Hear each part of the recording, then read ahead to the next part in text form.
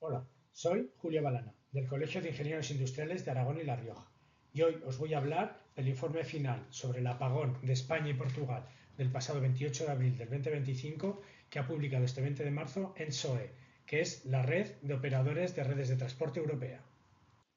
El citado incidente fue el apagón más severo en Europa en los últimos 20 años.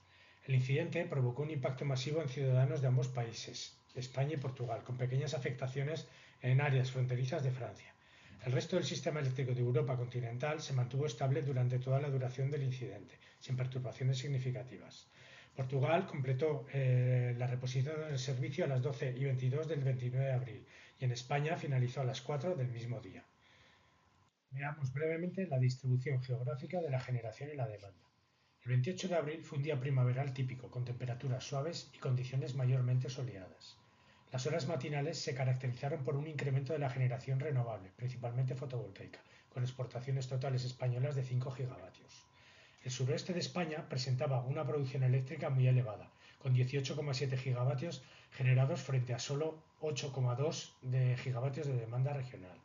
Esta simetría resultó en flujos masivos de tránsito desde el suroeste hacia áreas circundantes del país, región noroeste y centroeste, ambas con déficit de generación frente a la demanda. Si vemos la evolución del voltaje antes del incidente, cabe destacar que en España los voltajes en la red de 400 kilovoltios permanecieron por debajo de 435 kilovoltios, que es el nivel legal máximo, con excepción del nodo de Olmedilla. En Portugal los niveles se mantuvieron dentro del rango normal entre 380 y 420 kilovoltios. A partir de las 10:30 se observaron primeras variaciones significativas de voltaje en las subestaciones de la red de transporte española. El comportamiento oscilatorio comenzó durante la mañana sin detectarse oscilaciones superiores a 20 mHz hasta las 12 horas y 3 minutos. Analicemos ahora dos episodios oscilatorios que ocurrieron previamente al colapso. Entre las 12 y 3 minutos y las 12 y 8 se produjo la primera oscilación con un carácter local, clasificada como una inestabilidad impulsada por convertidores, afectando principalmente al sistema español y portugués, y con una frecuencia de 0,63 Hz.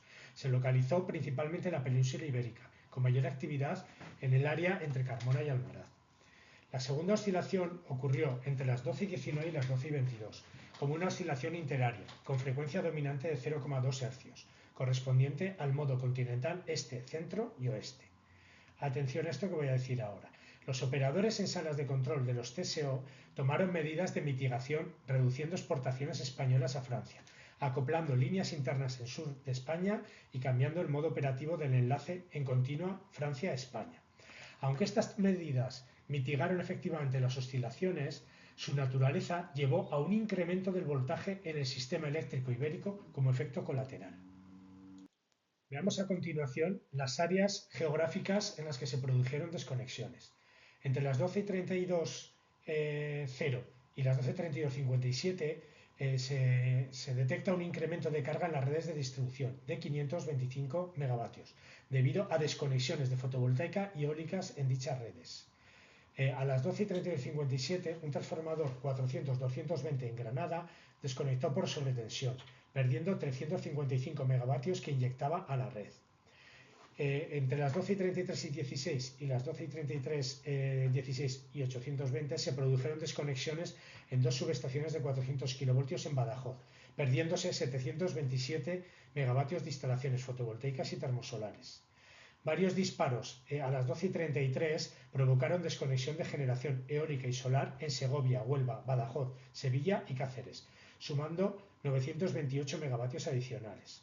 El panel de expertos identificó que algunas de las protecciones de sobrevoltaje de algunos generadores estaban por debajo de los límites, según los requisitos que les eran aplicables. Veamos, pues, la evolución del voltaje durante el colapso.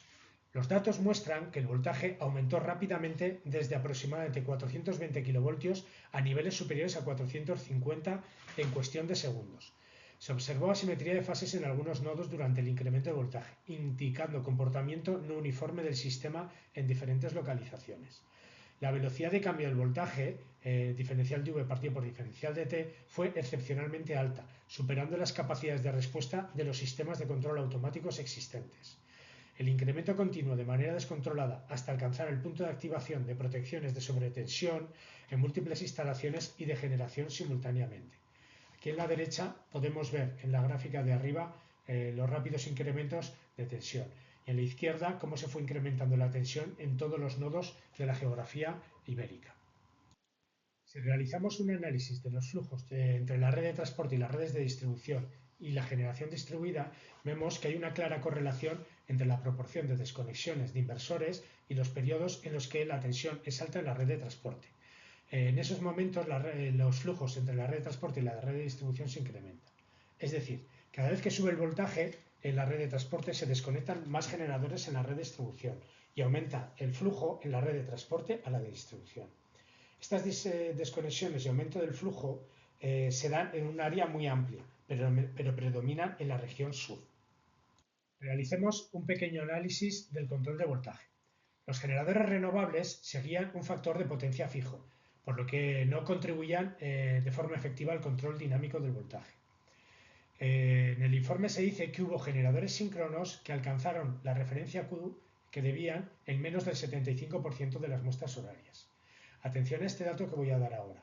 La conmutación de reactancias por parte de red eléctrica se realizaba manualmente, requiriendo un tiempo considerable para la toma de decisiones y su conexión. Muchos de ellos, que podrían haber reducido la reactiva en la red y por lo tanto disminuir la tensión y evitar el colapso, estaban desconectados. En la gráfica de la izquierda vemos la capacidad de absorción de reactiva de cada uno de los diferentes sistemas, viendo que con mayor diferencia el que mayor capacidad tenía ociosa eran las reactancias de red eléctrica de España.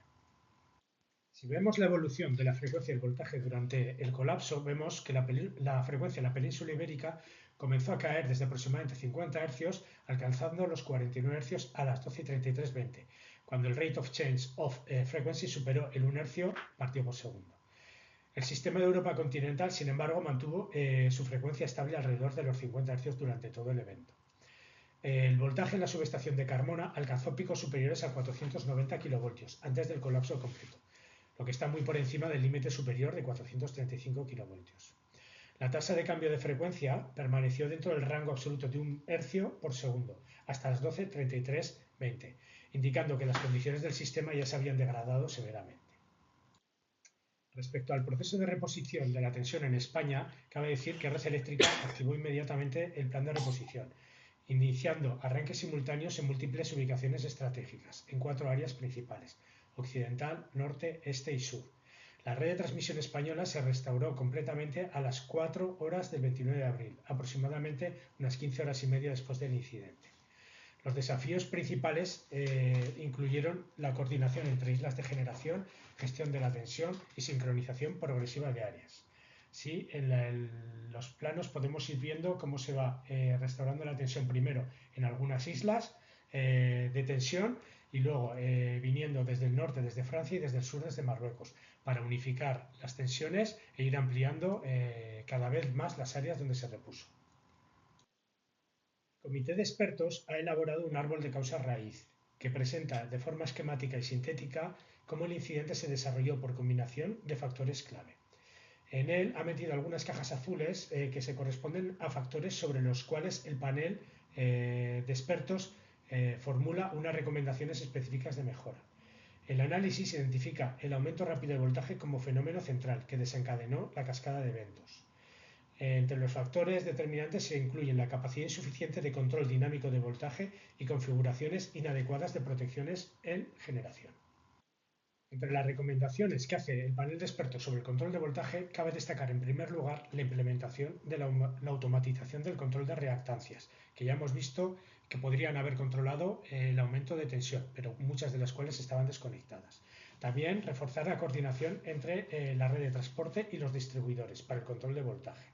También desarrollar requisitos más estrictos para el control dinámico de voltaje en nuevas instalaciones de generación basadas en electrónica de potencia, que como ya hemos visto no pudieron ayudar a la bajada de tensión.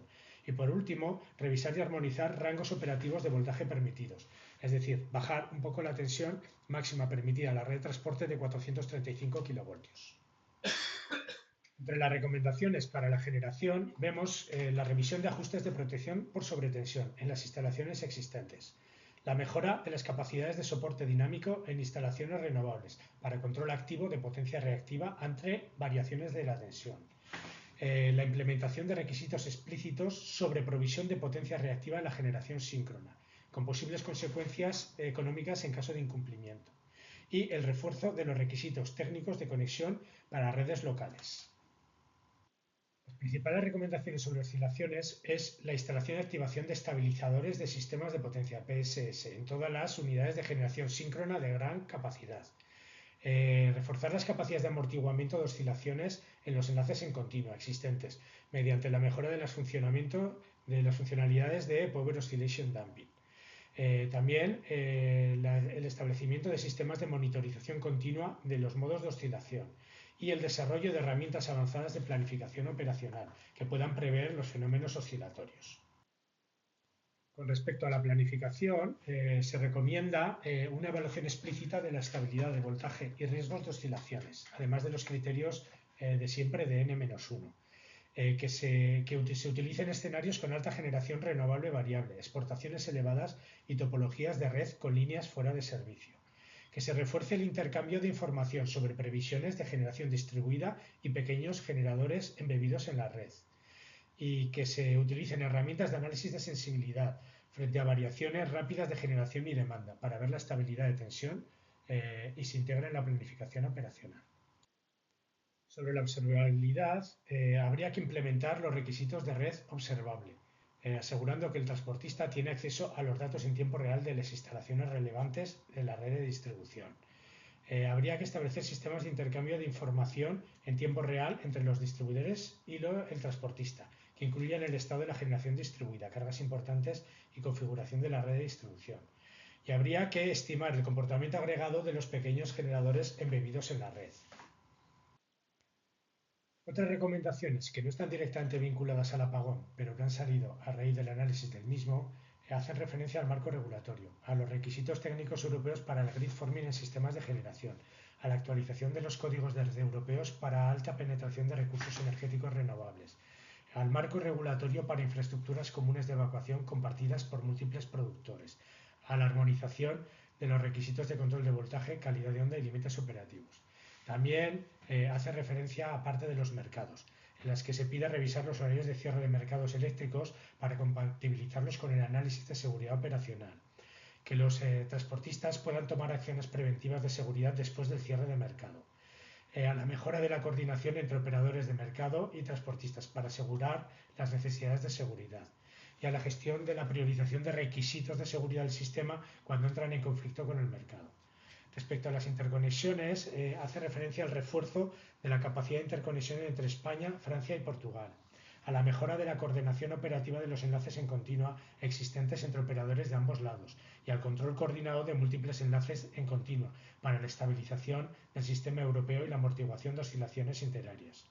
Asimismo, pide una planificación conjunta de los mantenimientos programados en las interconexiones comunes. También hay una serie de recomendaciones que afectan a la CNMC en medidas estructurales. Veamos muy brevemente las lecciones aprendidas y el camino que tenemos de ahora en adelante. El incidente no fue un evento aislado, sino un reflejo de las tensiones estructurales entre la rápida transformación tecnológica del sistema eléctrico y la evolución desacompasada del marco normativo, operativo y de coordinación.